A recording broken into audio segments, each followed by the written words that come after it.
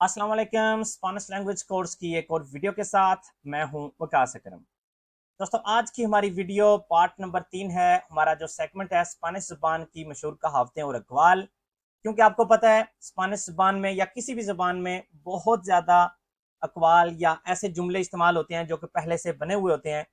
तो इस तरह के फ्रासेस के लिए, जुमले के लिए हमने एक सेगमेंट का आगाज़ किया हुआ है जिसमें हम इसी तरह के अक़वाल या कहावतें जो है ना वो आपको दिखाते हैं। तो इससे पहले आप 2 वीडियोस देख चुके हैं जिनमें 10-10 जो इस तरह के जुमले थे। आज की हमारी वीडियो है पार्ट नंबर 3।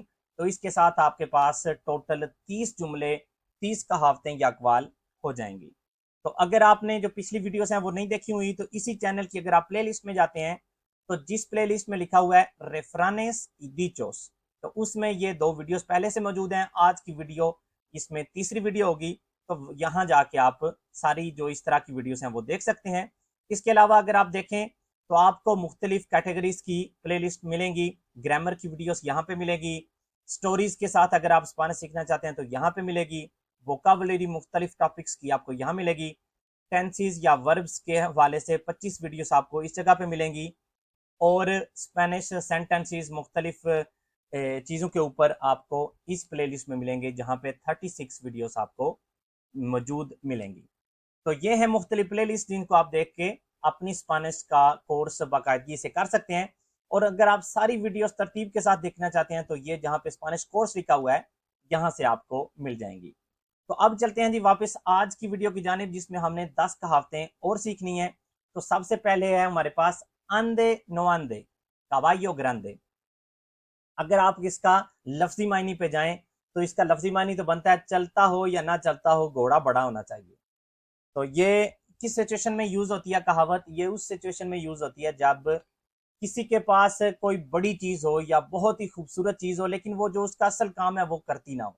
मिसाल के तौर पे किसी के पास बहुत बड़ी गाड़ी है लेकिन वो मतलब 10 किलोमीटर भी नहीं चलती, खराब हो जाती है, या वो उसकी इतनी ज्यादा स्पीड वो नहीं पकड़ती लेकिन दिखने में वो बहुत बड़ी या बहुत खूबसूरत लगती है। तो उस सिचुएशन में ये कहावत यूज होती है आंदे नो आंदे caballo ग्रांदे। एक समझ लें तंजिया तौर पे ये आप जुमला या आपको कोई कह सकता है या आप कह सकते हैं आंदे नो आंदे caballo ग्रांदे। अगला है éramos pocos y parió la abuela। तो अगर आपके इसके लफ्जी मायने पे जाएं तो इसका मतलब है पहले हम कम थे जो अब दोबारा से जो अबोला नानी या दादी वो दोबारा से मतलब बच्चा पैदा करने लगी है। तो ये भी एक तंजिया तौर पे या एक ऐसी सिचुएशन में यूज होता है जब आप पहले ही मुश्किलात में गिरे हुए हो और एक मसला आपको और दरपेश हो जाए। मतलब पहले ही परेशान थे, अब एक मुसीबत और। तो उस सूरत में आप कह सकते हैं éramos pocos y parió la abuela। मतलब पहले मुसीबतें कम थी जो एक और आन पड़ी। consejos vendo y para mí no tengo। consejos होते हैं मशवरे या नसीहतें। मतलब मैं नसीहतें या मशवरे दे रहा हूँ सबको लेकिन मेरे लिए मेरे पास नहीं है। ये उस बंदे के लिए यूज होता है जो हर किसी को मशवरा देता है या हर किसी को कोई ना कोई जो है ना वो नसीहत करता फिरता है लेकिन खुद उस पर अमल वो नहीं करता। तो उस बंदे के लिए यूज होता है consejos vendo y para mí no tengo। cree el ladrón que todos son de su condición।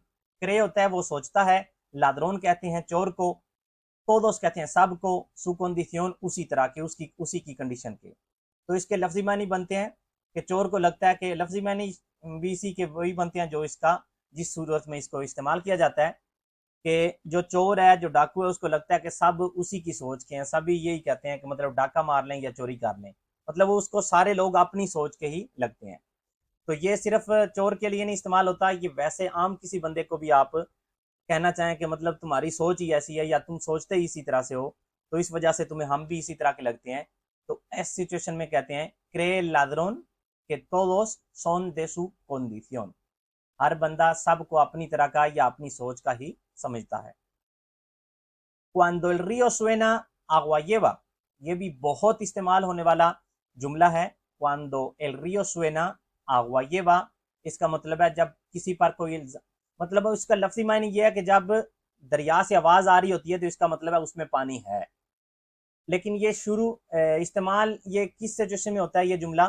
जब किसी पे कोई इल्ज़ाम लगता है या कोई लोग किसी के बारे में कोई गलत गुमान करते हैं, गलत बात करते हैं, तो उस सिचुएशन में जो बंदा इस चीज़ के हक में होता है कि वाकई इसने कुछ किया होगा, तो वो ये जुमला बोल सकता है, cuando el río suena agua lleva। जब किसी पे कोई इल्ज़ाम लगता है, कहीं ना कहीं कोई बात ज़रूर होती है, बिना किसी वजह से किसी पे कोई इल्ज़ाम नहीं लगता। तो ये समझ लें कि आप जिस पे इल्ज़ाम लगा होता है उसके मुखालिफ जा रहे हैं और कह रहे हैं कोई ना कोई बात तो ज़रूर होगी, तो उस सिचुएशन में क्या बोला जाता है, cuando el río suena agua lleva। Cuando las barbas de tu vecino veas pelar, pon las tuyas a remojar।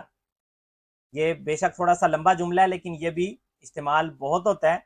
इसका लफ्जी मानी ये बनता है कि जब तुम अपने जो तुम्हारा वेसिनो है, जो तुम्हारा हमसाया है, उसको देखो कि वो अपनी दाढ़ी मुंडवा रहा है किसी से या खुद कर रहा है, तो अपनी जो है ना वो उसको पानी लगाना शुरू कर दो। मतलब ये कि जब तुम्हारे आस पास मसाइल बनना शुरू हो जाएं, तो तुम भी तैयार हो जाओ, अगली बारी तुम्हारी है। मतलब अगर वो अपनी दाढ़ी बनवा रहा है तो तुम उसको पानी लगाना शुरू कर दो, क्योंकि अगली बारी तुम्हारी है। तो ये सिचुएशन में इस्तेमाल होता है जब कोई आपके आसपास किसी को कोई मसला बनता है, तो आपको ये जान लेना चाहिए कि अगली बारी आपकी हो सकती है। Cuando las barbas de tu vecino veas pelar, pon las tuyas a remojar। De tal palo tal astilla।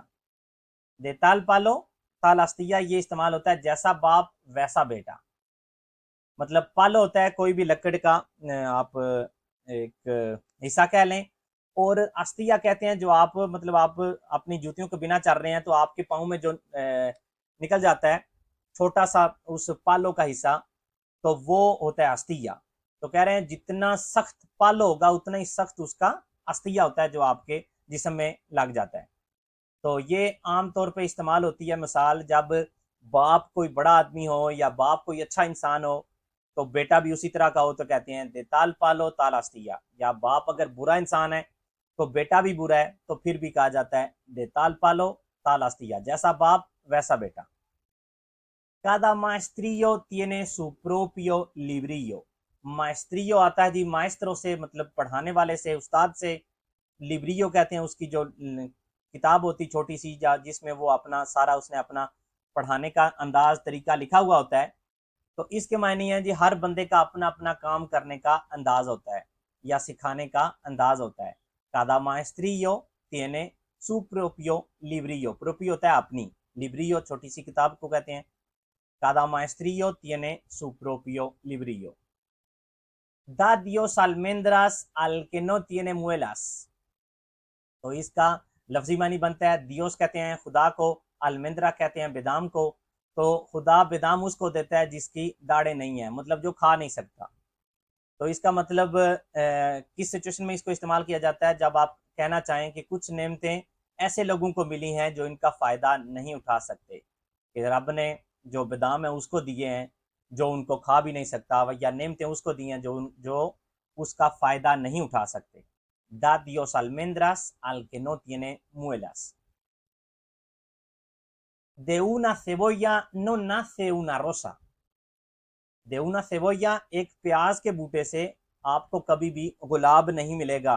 इसका मतलब है जब आप कहना चाहें कि ये कुछ चीज़ें नामुमकिन होती हैं और वो नामुमकिन ही रहती हैं, उनसे कोई उम्मीद लगाने की ज़रूरत नहीं होती, तो उस सिचुएशन में आप कह सकते हैं de una cebolla no nace una rosa। सेबोया से सेबोया ही निकलेगा। तो इसका मतलब है बिला वजह किसी पे उम्मीद ना लगा के रखें। अगर आपको पता है कि कोई बंदा गलत है तो वो गलत ही काम करेगा। कुछ चीज़ें नामुमकिन होती हैं और नामुमकिन ही रहती हैं। de una cebolla no nace una rosa। और इसके साथ हमारी आज की क्लास जो कि था पार्ट नंबर 3 स्पेनिश ज़बान में मशहूर कहावतें और अकवाल का, उम्मीद करता हूँ कि आपको इससे कुछ ना कुछ नया सीखने को ज़रूर मिला होगा। मिलते हैं अगली वीडियो में इंशाल्लाह किसी नए टॉपिक के साथ। तब तक के लिए अल्लाह हाफ़िज़।